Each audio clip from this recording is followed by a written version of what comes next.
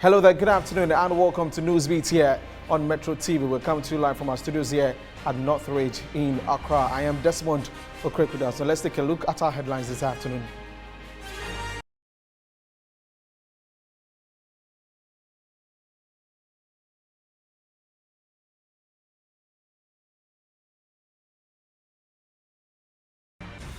Now, President Akuffo directs his ministers to strike a fair balance with organized labor over their demands for cost of living allowance. Meanwhile, striking teachers are for the fourth time engaging government on the matter. I'll bring you details on that particular story. And the IMF team concludes its fact-finding mission to assess Ghana's economic situation with a commitment to support in line with its policies.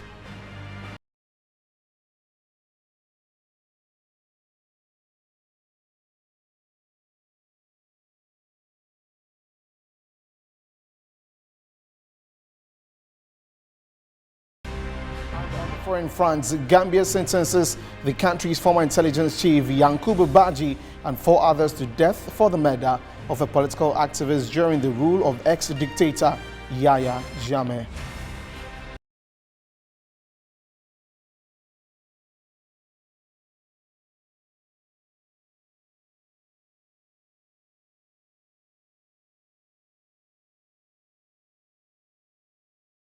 Many thanks for joining us, and we are live on Facebook at Metro TV Ghana and also on DSTV channel 277. Let's begin the bulletin with this story where President Akuffo has instructed his ministers to amicably resolve issues with organized labor over their demands for cost of living allowance. This was disclosed in a tweet by the Information Minister Kojo Opon Nkrumah. Here is what the tweet says.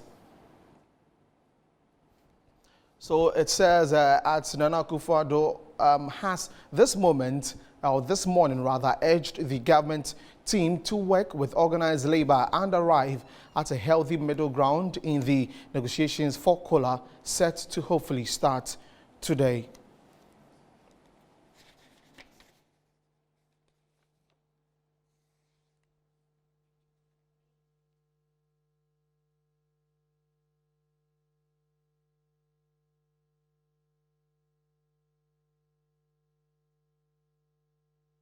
Now, striking teachers are for the 4th time meeting government over their demands for the cost of living allowance. Their previous meetings have been inconclusive. What then is the likely outcome of today's meeting after the president has instructed his ministers to find a middle ground? My colleague Elvis Ando is at the Education Ministry where the meeting is currently taking place and joins us live. So, Elvis, what is happening at the Education Ministry? Okay, so that's one, just as you have indicated earlier, pursuant to the directive by the President through the Minister of Information, Kojo Opon Nkrumah, the various ministries have been directed to solve the issue about who gets the cost of living allowance, whether or not it will be granted per the teacher's request, is currently being discussed. But as we speak, I have pitched camp at the Ministry of Education, and a meeting that is expected to be between the Minister of Education with the various stakeholders and the various teacher unions in the country is currently not being held at the moment.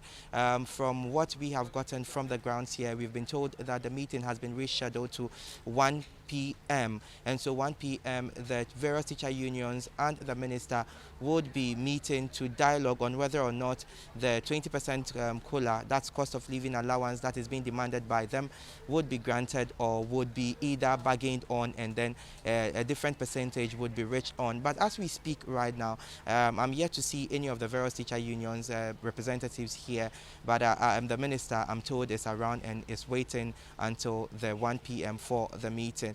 Also, to add to that, we've seen some representatives from the various labor organizations, that is the Ministry of Labor, and also some other places coming in, and so it's a heads up that yes, the meeting would indeed be started at 1 p.m.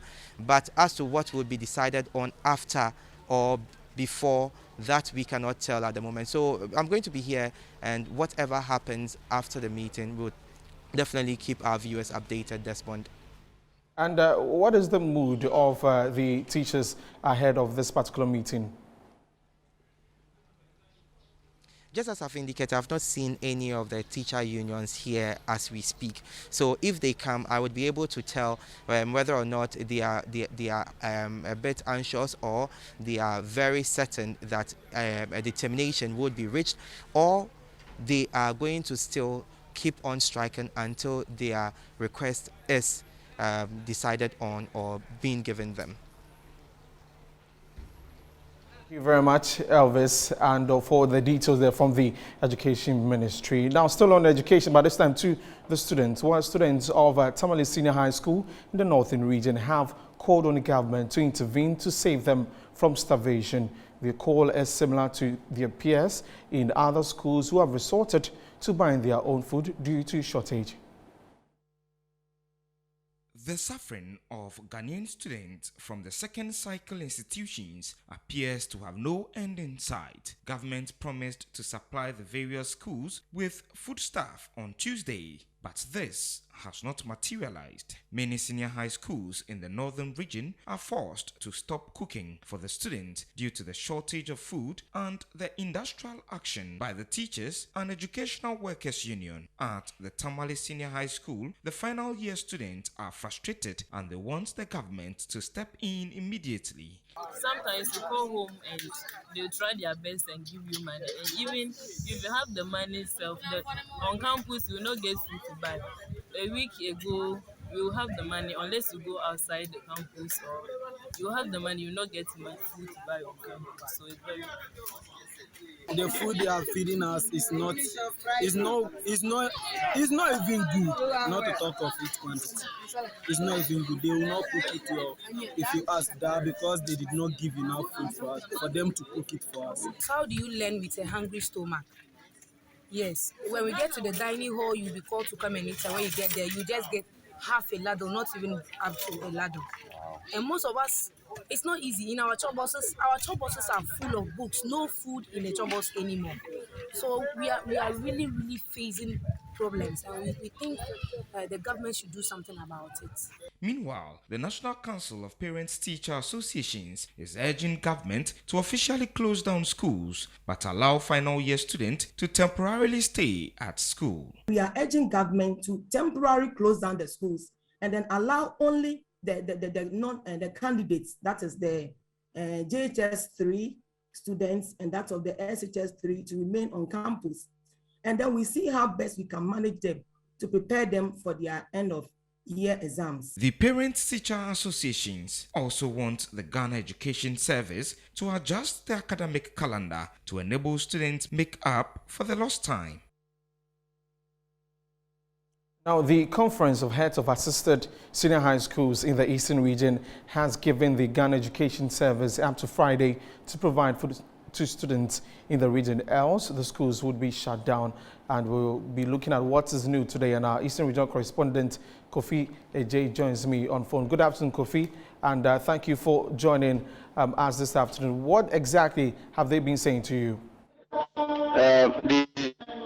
I met the head of Council of Tax, the Tax Council head, and I wanted to speak to him, but he was telling me that they are waiting till tomorrow, then they will speak on the matter again. According to them, this and they cannot endure it anymore. So it's either GS closed on the schools,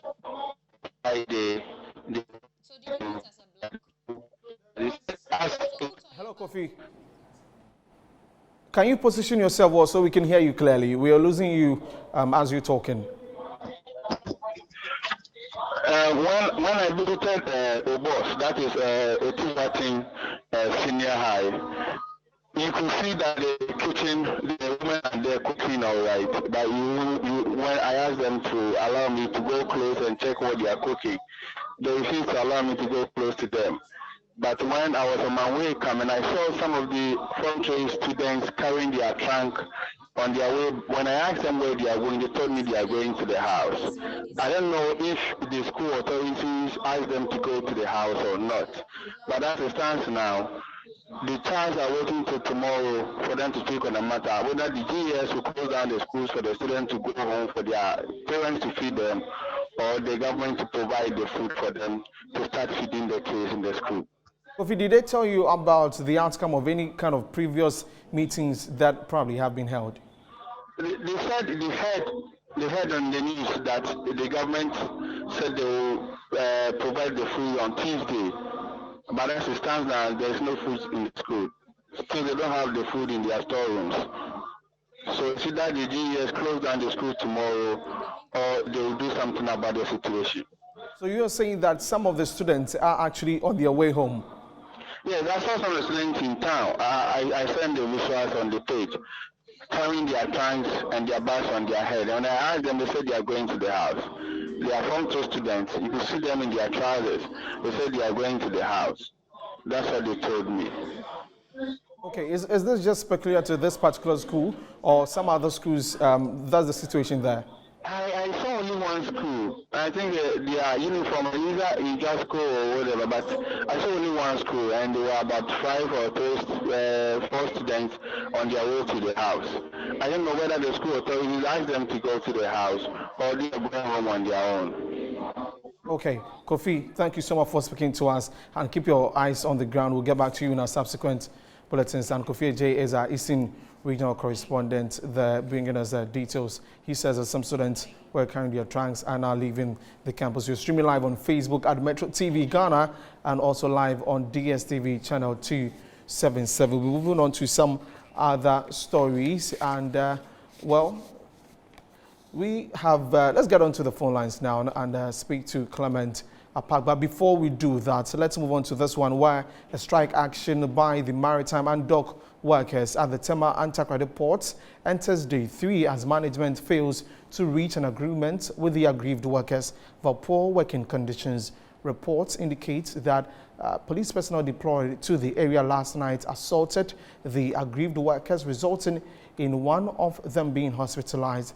But the aggrieved workers insist the strike holds until their concerns are addressed. Let's get onto the phones and speak to the local chairman of the Workers' Union, Emmanuel Ahin Young, to tell us more about this. Good afternoon, Emmanuel, and thank you for joining us here on Newsbeat. What can you tell us about the incident that happened yesterday? Okay, so we lost Emmanuel there. We'll get back to him. But now we have Clement Apak, who is the deputy ranking member on the Education Committee of Parliament. And Doc, good afternoon. Thank you for joining us. First of all, what do you make on the calls for the schools to be closed down? Well, first of all, let me say good afternoon to you. And yes, I made this call, I believe, the very same day that the 4 teacher unions declared their strike, which was on July the 4th. And I made that call because I felt, and my side felt, that given the nature of the strike and the fact that there was no certainty as to how soon it could be resolved, and factoring in the safety and security of the students, the best thing to have done would have been to shut down the schools if the matter was not resolved in 3 days.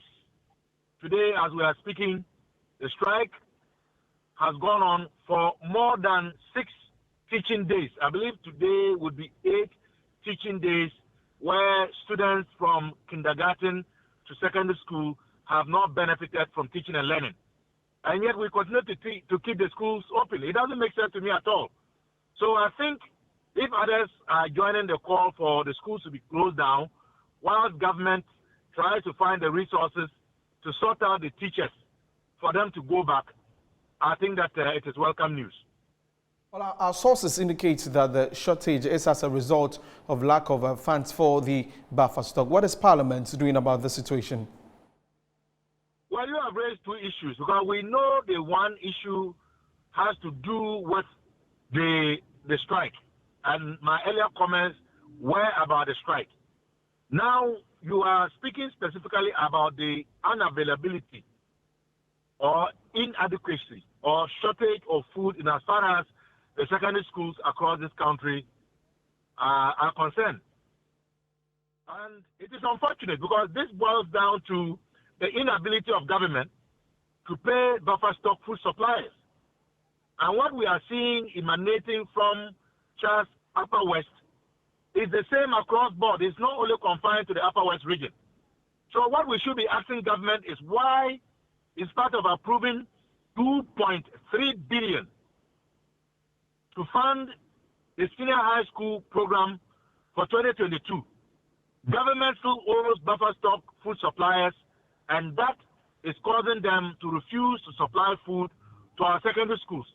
So if government cannot pay buffer stock food suppliers immediately to provide food to feed our wards in the senior high schools, who are even not benefiting from teaching and learning as a result of the strike, then they ought to be allowed to go home. Because what is going on is simply not right, and it is not acceptable. Okay. I mean, as a committee in Parliament, should we be seeing you questioning those in authority anytime soon? Yes. I mean, as an individual, I have done it. I've written about it. I'm commenting about it. And in fact, I filed a question to the minister on how much government owes buffer stock food suppliers and when those suppliers would be paid. The question was to be answered by the Minister for Education today. But yesterday, I got a call from the table office from Parliament that the minister had written to the table office asking that the question should be rescheduled for Tuesday. And so, in the meantime, we would continue to ask these questions as we await the minister's response. But as a committee, I am sad to say that we have not sat down to discuss this matter or any other matter that is militating against effective teaching and learning. And to me, that is unfortunate. Because if you look at even the context of the strike in totality, we are talking about 7.2 million Ghanaian students who today are not benefiting from teaching and learning, who are not going to be competitive, who are going to be shortchanged in as far as their colleagues in other parts of the world are. And that, to me, is a matter that should occupy the attention of my committee. Unfortunately, it looks like those of us on the minority are the ones who are bringing these matters to the fore. And Doc, that was, sorry to cut, but that was what I was coming to, that with this very important issue at hand, why hasn't the committee been able to meet on this issue? Well, the way Parliament works is that it's usually the governing party that chairs important and sensitive committees. And so, even when their leadership or the chair and his vice are not amenable to calling a meeting, there is nothing that myself and my ranking member, the Honorable Ochu, can do. And that is why we tend to bring these issues to the public space and to canvass them. Because there are so many matters that I expect we should be calling the minister as a committee to appear before us to respond to. So many issues from, the basic schools, the lack of textbooks, the fact that capitation grants have not been paid. I mean, you come to secondary, this issue that we are talking about, inadequate food supply, the overcrowding. We even have the matter to do with students sharing 3 to 1 core textbook, which shouldn't be the case. You come to colleges of education, they also have issues with their allowances. They are owed. They are running double and quadruple track. You come to the universities, overcrowded lectures, overworked lecturers. I mean, the issues in the educational sector are so many that I would think that almost every week the minister should be appearing before the committee. Okay. Dr. Apak, thank you for speaking with us this afternoon. Dr. Clement Apak is the Deputy Ranking Member on the Education Committee in Parliament. Away from the education stories now to some others, where it's just 2 days to the much anticipated NPP National Executive Congress. The aspirants are lacing their boots and making last attempts to woo delegates. My colleague Zoe Anita O'Day is at the Accra Sports Stadium with one of the National Youth Organizer aspirants, Prince Kamal Guma. Let's cross over, Zoe. It's fast approaching.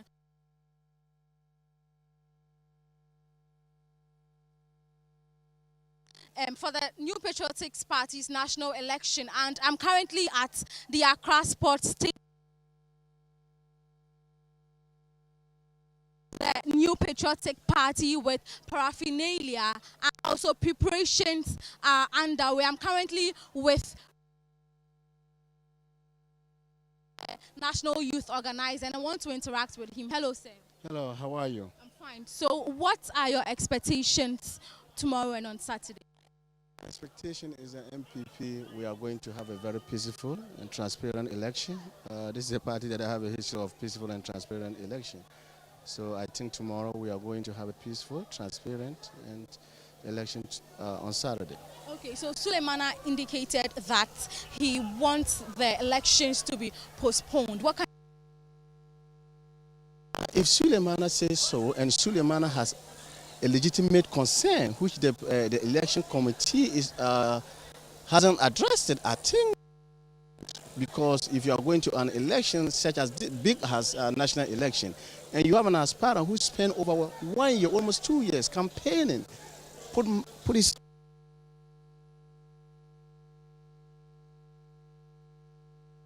to just sit somewhere and cheat the election, and he has a legitimate reasons, and he's able to send. He's supposed to take care of concerns of aspirant, and they are not addressing his issue. I stand with Sule, then I think Sule should go ahead and put an injunction or whatever on this election. Okay, look, that's his concern is not being addressed. Looking at the people you are running with, what going to win the election? Thank you very much. I think it's simple as this, simple as ABC. We are a party or a party of government that's looking at all the 4 aspirants who has contributed a lot for this party. I stand tall. When you are talking about experience, one of the my qualified aspirant has, because when you look at my history, as far back as 1996, I was in this party activities. I went to a border patrol at the age of 14, when none of these aspirants was in politics, even when I couldn't vote. In the year 2000, general life today that's contesting among these 4 aspirants. When you're talking about resources, helping this party with my own personal resources, I am not a government appointee. I don't take any money from this government, but I have contributed better than anybody that's contesting the National Youth Organizer. Can you imagine donating 76 motorbikes to 24 constituencies in the 2020 election, constructing another 49 boreholes for 28 communities.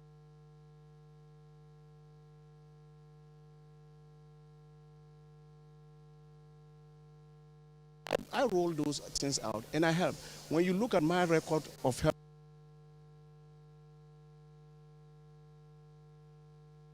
they want somebody that has been helping, because if your party is in power for 6 years and you cannot point one help that you have helped, you could not point of one thing that you have done for the grassroots, you don't have any business trying to be a national executive, okay, because our party is in power. No excuse. Okay. So your final words for the voters who will be coming in order for there to be transparency and then a peaceful election, what would you tell your voters for a peaceful election? Yeah, this is a very good and important question. So, if I might say, you are coming to exercise a mandate that was given to you by your constituents. I want you to take that mandate seriously. Don't listen to the so-called people that will come and tell you vote for somebody because he's coming from somewhere, some office. Don't vote for somebody because he thinks that he's coming with some group of people. Vote for somebody that have a track record to help this party. We want to break the 8, and you think we should break the 8 with people that comes from a big, that they have the grassroots. We want to break the 8, and the only person that can help you break the 8 is Prince Kamal. Go and check Prince Kamal Guma and come in.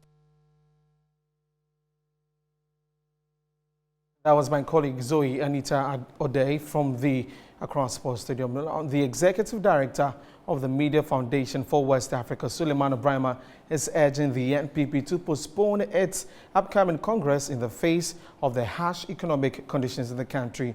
In a tweet, he said the ruling party must show sensitivity to the plight of Ghanaians by putting the event on hold. Let's take a look at that particular tweet from him. And he says that given the current dire crisis facing our nation, I am appealing to the NPP to postpone its Congress for the election of national officers this week to show that it cares about the crisis. As the ruling party, it will be quite insensitive to hold such an event at this time.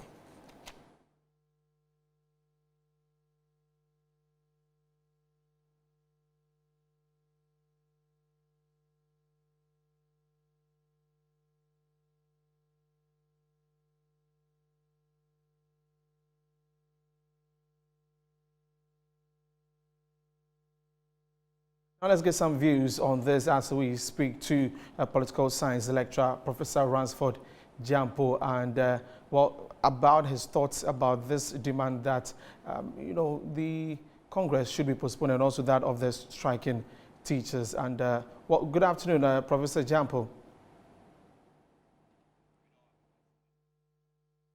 Okay, so we're still working the lines to get Professor Jampo on there, and says that part of what would moderate or fill the stance of all demanding cooler and better salaries in this period of hardship would be the monies that would be changing hands from now on up to the end of Saturday in the ruling party's national leadership election.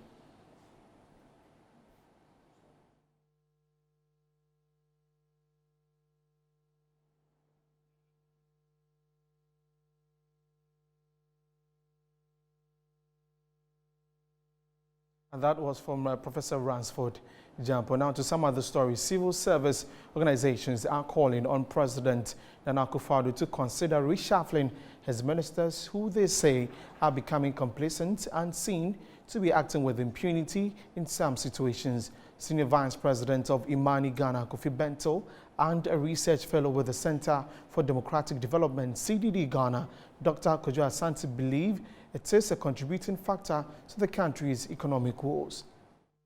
The country's economy has in recent times witnessed a downward spiral. Major economic indicators have plunged into a ditch. Amid the challenging times, some economic and financial analysts have called for either the sacking or reshuffling of ministers. The president ultimately bears that responsibility, so he also has a good view at it. The problem is that he hasn't reshuffled his cabinet, and clearly it's not working. 110 ministers, and everything seems to be failing.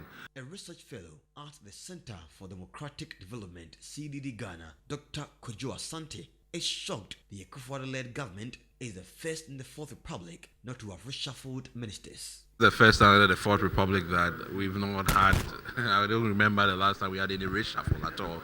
Meanwhile, Member of Parliament for Fija Kwabre North, Collins Adumakumensa, has hinted of a reshuffle after the MPP's National Congress. I'm getting hints that in terms of the reshuffling, something is going to happen very soon. Provided it's not farcical. Something is going to happen soon. It's the prerogative of the president, but I'm getting hints that after the national elections, some shake-up is going to take place. And not seemingly satisfied, managing editor of the Inside newspaper, Kwesi Pratt Jr., has raised questions about those who will be brought in during reshuffling. What is the vision of the government? What plan does the government have? And indeed, is anybody working contrary to the government's plan? If we can say that the government has a plan and that some ministers are not following the plan, that is why we've gotten into this ditch, then a reshuffle will make sense. If you're going to do a reshuffle, are you bringing people with new thinking? Are you jumping off the track of neoliberalism? In July 2019, President Nana Addo Dankwa Akufo-Addo reshuffled some ministers in his government. Among the changes was the removal of Catherine Afeku as the Minister for Tourism, Creative Arts and Culture. Suleiman Hassan, the Upper West Regional Minister, was also reassigned. His position was taken over by Dr. Hafiz bin Salih. Other changes announced in the reshuffle were the coming of Gifty Chum Ampofo and Frida Prempe as Deputy Education Minister and Deputy Gender, Children and Social Protection Minister, respectively.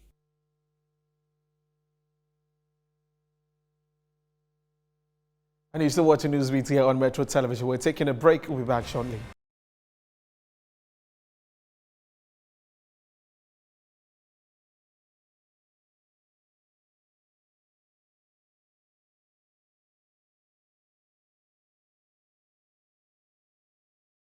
Welcome back from the break. Now, legal team member of the National Democratic Congress, Godwin Edwiji Tamaklo, has questioned the president's decision to keep the embattled Member of Parliament of Dome, Kwabena Adjosafo, at post when she's clearly denying her constituents a representation in Parliament. He called on her to resign and save taxpayers some money.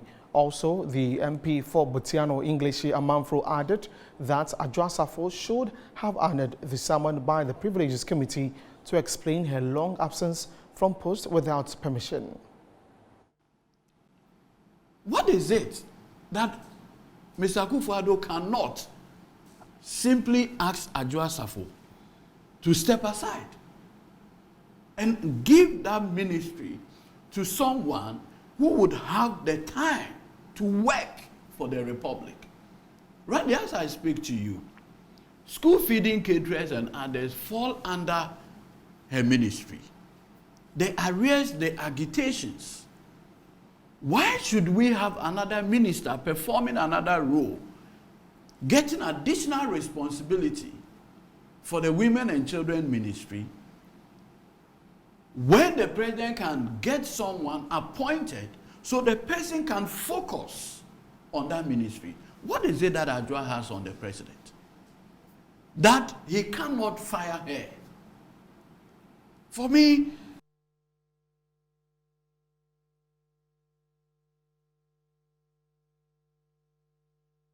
now, the Ghana Water Company Limited has met residents in its Accra East region over reports of water shortage in the area. Shadrach Odamejari has more, and let's cross over to him. Hello, Shadrach. Initiative. Then again, I would want to know how then, I mean, in that line of duty, do you check people who are engaged in other sort of illegalities, and then are there any punishments that are supposed to be meted out to them? Illegal connection. It depends on the community. We have the whistleblower fee. And so if you report on illegal connection, we have as an amount of like 10% of the recovery amount that we give to you. We cannot be everywhere. Ghana Water Company, Accra East region, we have about 600 staff. And looking at the number of customers that we have about 147,000 customers. And that's one customer. And if you multiply per household size. Household size, we are looking at maybe 6 household size, then times 150,000. 150,000 is huge numbers, and we cannot go into every community to check the illegal connection. So it depends on the general public. The general public, as soon as you see illegal connection, report. If you're a good citizen, if you're a citizen of Ghana, and you want Ghana Water Company to function as a good company, you want the government to get revenue, then you need to report on illegal connection. Then we can come in and resolve them. Let's again look at the people did mention that yes, now they are getting exorbitant bills. There are people who were operating on the private basis and then have moved to commercial. And then there is also the will to maybe return to private ones. They've mentioned that they've sent all the letters and yet they are still being billed as commercial households. How do they deal with them, and then how is your office also reconciling all those details? It looks like we deal with human beings. Human beings work on these issues. Sometimes people forget to honor their obligations. And so staff forget to honor their obligations. But when this thing comes into light, we do what is called adjustment. We pass an adjustment to correct the anomaly. But willingly, I forgot to ask you, willingly, maybe I am doing illegal connection, but after I heard you speak, I want to do the right thing. Am I able to walk into your office and say, Senior Johnson, this is what I want to do, or I still live with the fear that once I get to your office, I'll be prosecuted, or arrested and prosecuted? We have given a lot of people waivers. People who have come in as, who have done legal connection, willingly have trooped into our offices. We are giving them waivers. And so what we want is revenue. We don't need to prevent people from paying money to us. So if the person has come to your office, we give you a waiver, then we connect you, we register you and make you a customer in our books, then we bill you. Finally, there was also news about increasing tariffs. Are we seeing it sooner than later? It's a matter of PRC. We have sent our advices to the PRC, and the PRC had gone around to do engagement with the public, and the public have expressed their comments. They have given their comments, and so everything rests on the PRC. Is the body that regulates our activity. They give us our tariff. So if they say this tariff is justified or this tariff is not justifiable, we will always obey what they tell us. That was my colleague Shadrach Odami Ejari speaking to the Accra East Regional Chief Manager of the Ghana Water Company. Up next is business news.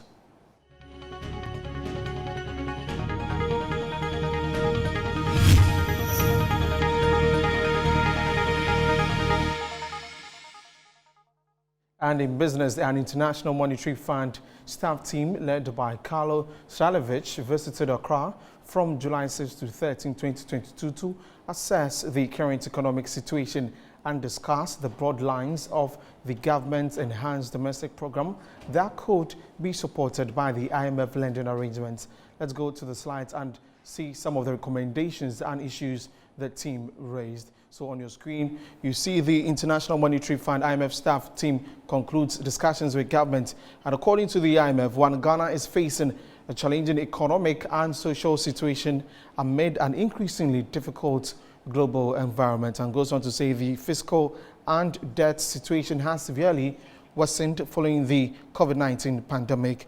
At the same time, investors' concerns have triggered credit rating downgrades, capital outflows, loss of external market access, and rising domestic borrowing cost.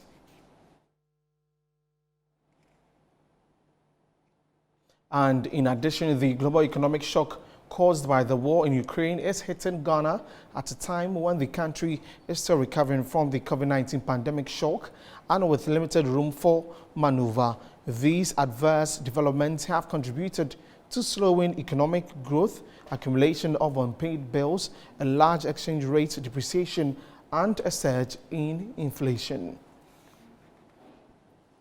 The IMF continues to say that the team held initial discussions on a comprehensive reform package to restore macroeconomic stability and anchor debt sustainability. The team made progress in assessing the economic situation and identifying policy priorities in the near term. IMF staff will continue to monitor the economic and social situation closely and engage in the coming weeks with the authorities on the formulation of their enhanced domestic program that could be supported by an IMF arrangement and with broad stakeholders consultation. And it continues that we reaffirm our commitment to support Ghana at this difficult time, consistent with the IMF's policies. Staff expressed their gratitude to the authorities, civil society, and development partners for their constructive engagement and support during the mission.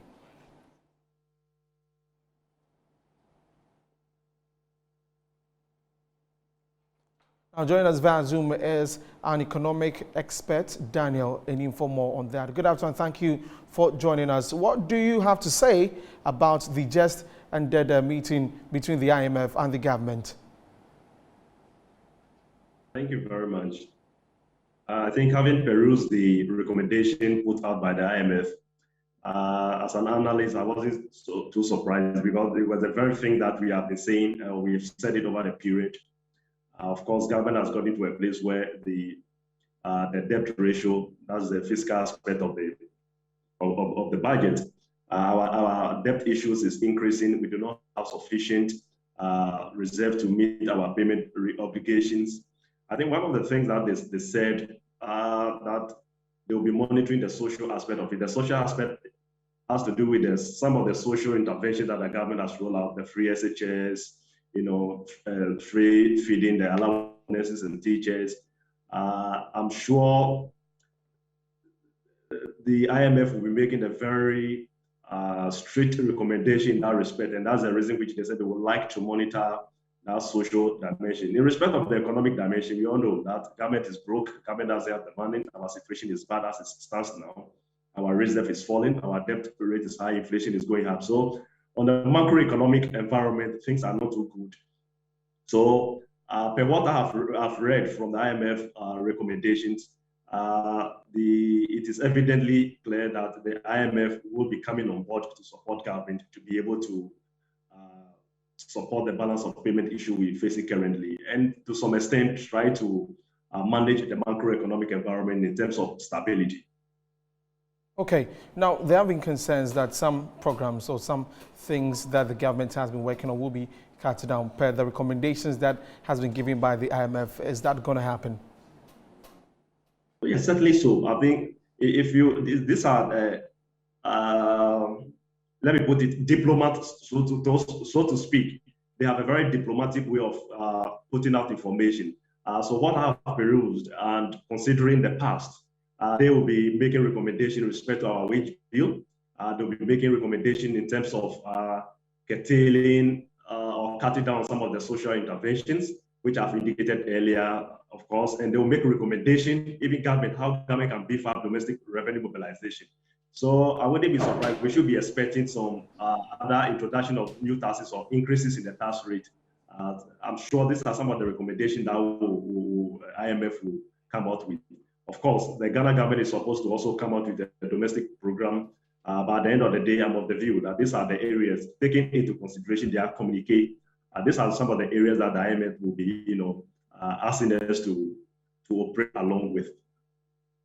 Thank you very much for speaking to us here on Newsbeat. That was Daniel Enim, an economic analyst. Well, news coming in is that the construction and building workers, building material workers, are set to begin a strike action. I'll bring you details in our subsequent bulletins. We're taking another break. We'll be back with sports, entertainment, and international news.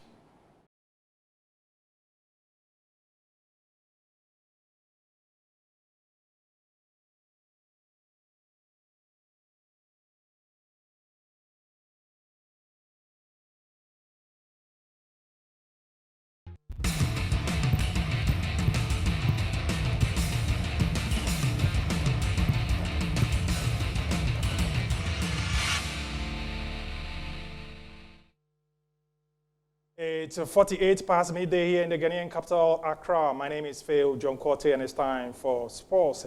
The president of the Ghana Football Association, Ketuku, has indicated that it will work closely with members of the Professional Football Association of Ghana to seek the welfare of players here in Ghana. But I'm happy to have come through. The PFAG obviously stands for the welfare of the players, and the Football Association works with players. So it's always very important to have the right levels of synergy to ensure that we all deliver on the same mission and vision. So I'm happy to be here meeting all the legends, from the President, Akuffo, to the General Secretary, Tony Bafo, Montari Tego, and the co, Stephen Appiah and co. I think that I'm extremely happy and honored and blessed to be here. The Football Association will continue to work with the PFAG to ensure that we deliver football to the people and to make our players very happy at all times. Good experience, good feeling. I love the sense of openness and frankness by everybody who was present. I believe each one of us love the Ghanaian sport and want to see football grow like we've all been dreaming about. And I love the fact that each and everybody who was present made a contribution towards the success of the meeting. And hopefully this should not be the last one. Hopefully this should set the tone for regular engagements between the PFAG and the Football Association? Well, I think it was great. I mean, having the FA president coming to our boardroom, which I think is very unique. And then we have a very good discussion, and I know it's going to end up being something that all of us will benefit. Were you impressed with his conversation about women's football?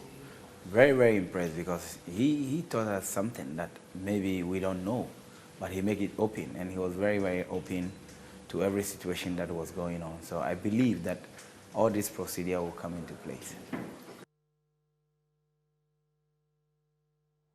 From Accra, let's go to the United States of America, where the 2022 World Athletics Championship will be staged in the city of Oregon. City authorities said they are ready for the championship.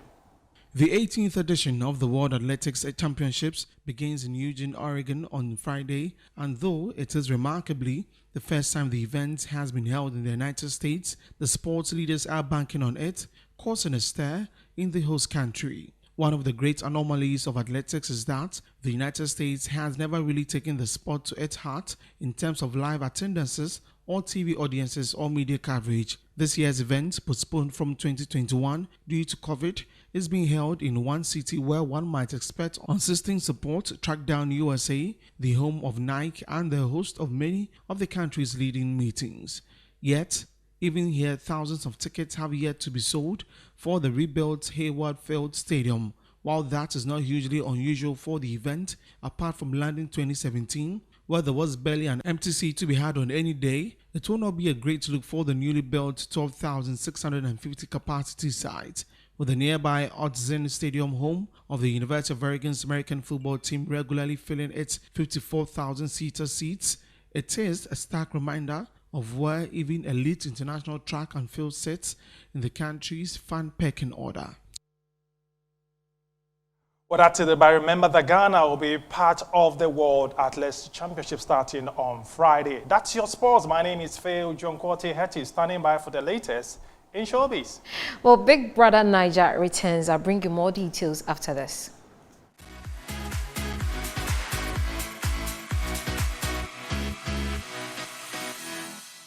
Now, entertainment influences the way we think, live, eat, dress, and even the purchases we make, as entertaining activities can refresh the mind and preserve the mental health of an individual. Renowned Ghanaian MC Kabute Okanse has disclosed the relevance of entertainment in a society. According to him, an environment which has no entertainment breeds tension. Today, obviously, it is much more valued than it used to be.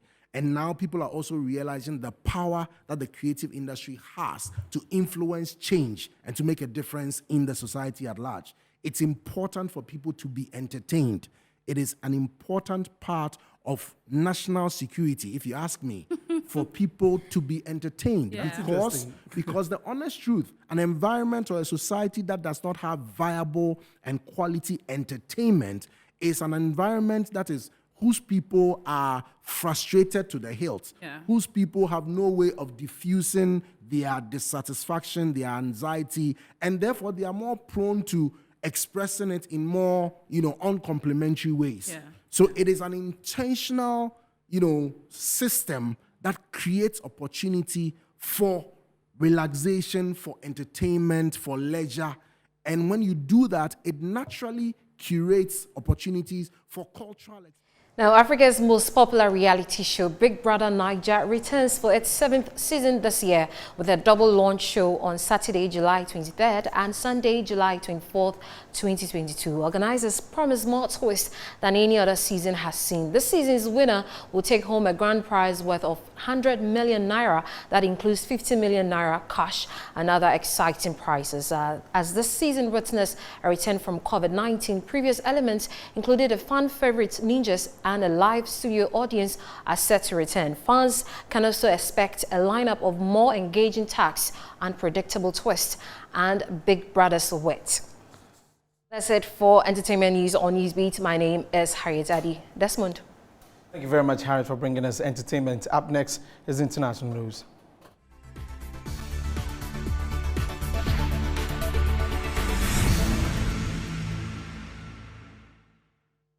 A High Court has pronounced the sentence against the former head of National Intelligence Agency in Gambia, Yankuba Banji, and 4 others were found guilty of murdering Abrama Solo Sandeng, an important figure in the opposition United Democratic Party in 2016. Sandeng was arrested during an April 2016 demonstration against Jammeh. He died in prison 2 days later after having been beaten and tortured. His death galvanized a political movement that eventually expelled Jammeh, who had ruled the country for 22 years.